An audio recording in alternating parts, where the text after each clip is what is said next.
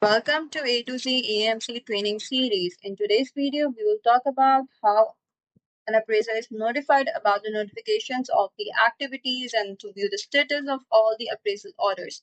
So we need to move towards the dashboard as we are currently on the landing page of the system, and we have to navigate towards the notifications page from this left side, the menu bar, or the other option to see the alert notifications on the right bell icon. You can see all the notifications as the one that are alerted. So there are some few of it.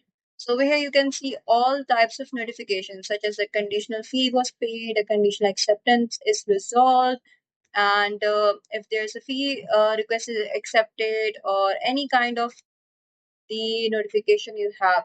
So it will be there in for this appraiser. So you will be seeing all the activities of the appraiser from here, as well as you will be getting an email for some of the activities, email as well as the in-app notification for some only email.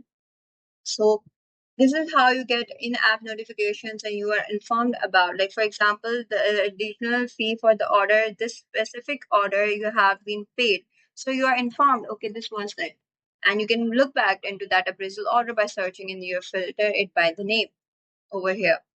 So that's all for today's video. Thank you for watching.